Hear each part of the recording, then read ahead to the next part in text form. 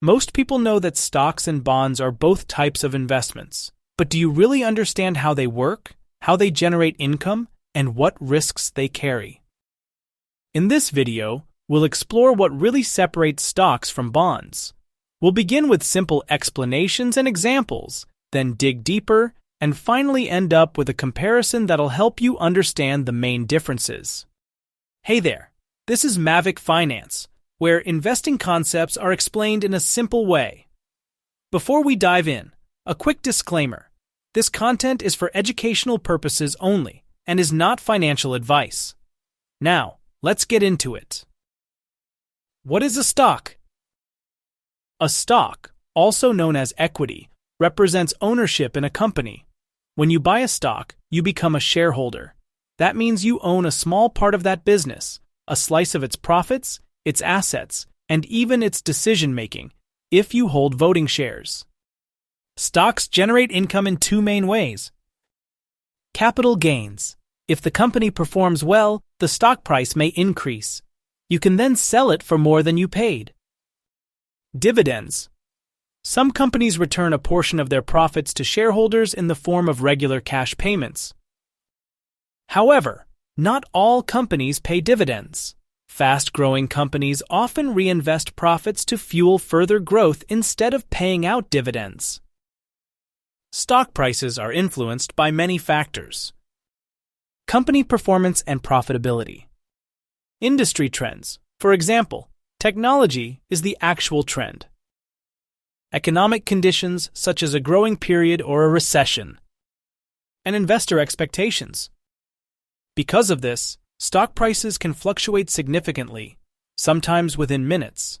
This volatility is one of the defining features of stocks. Let's take an example. Imagine Sarah, a 25-year-old graphic designer. She buys $2,000 worth of stock in a tech company she believes in. A year later, the company launches a new product, and the stock price jumps 40%. Sarah sells her shares and walks away with an $800 profit. But it's not always that simple. The same stock could also drop 30% if the company underperforms, or if the broader market experiences a downturn. This is why stocks carry more risk, especially in the short term. In this channel, I've uploaded several videos explaining metrics like the PE ratio, EPS, and enterprise value, which can help you evaluate stocks before buying. So make sure to subscribe if you're serious about learning. Now that we know what a stock is, let's explain the bonds, a completely different kind of investment.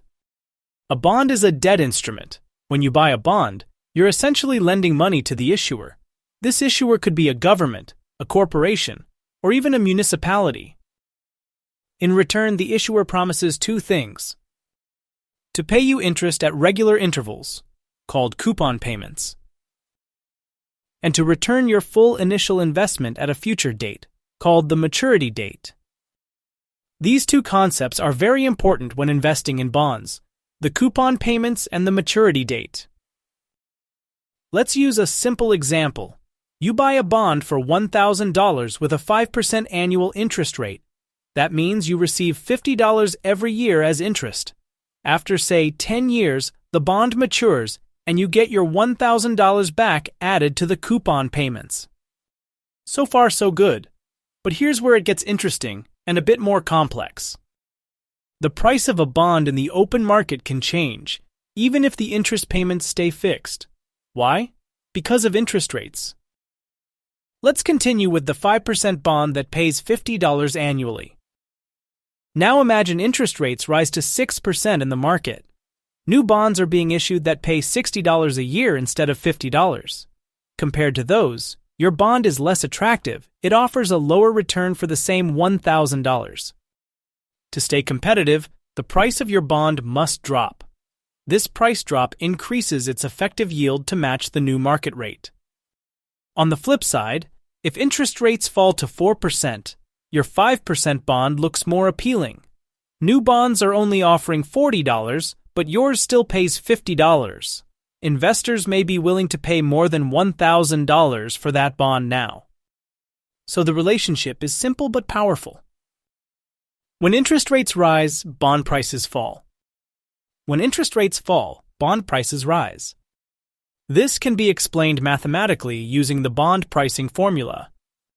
C is the coupon payment, the fixed amount of interest the bond pays each period.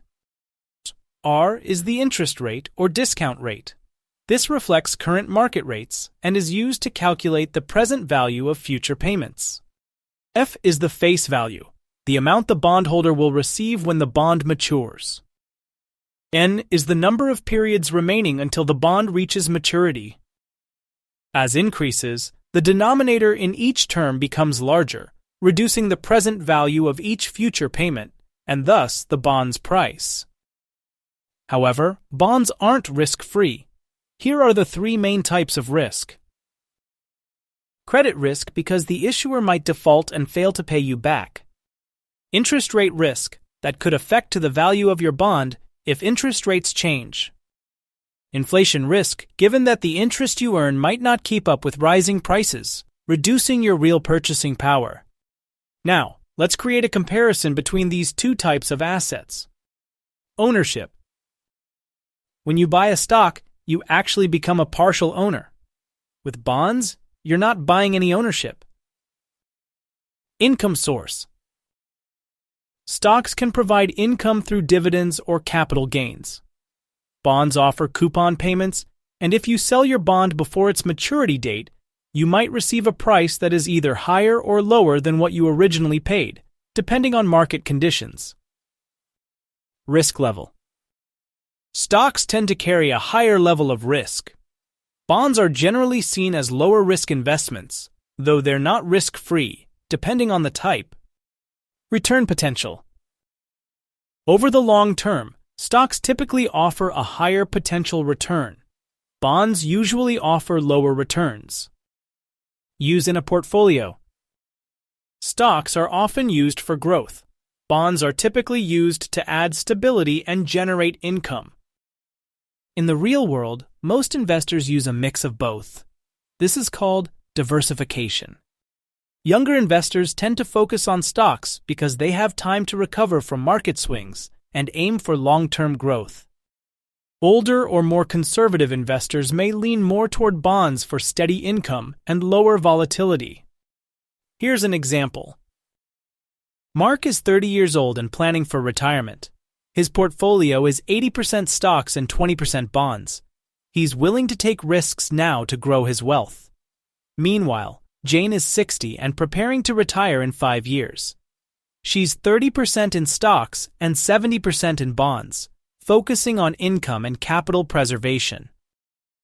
This balance, often called asset allocation, is a fundamental part of building a smart investment strategy that matches your goals and risk tolerance. Thanks for watching. If you found this helpful, hit the like button, subscribe, and ring that notification bell so you don't miss future videos. And if you want to go deeper into either of these, you can check out this video as well. See you next time on Mavic Finance.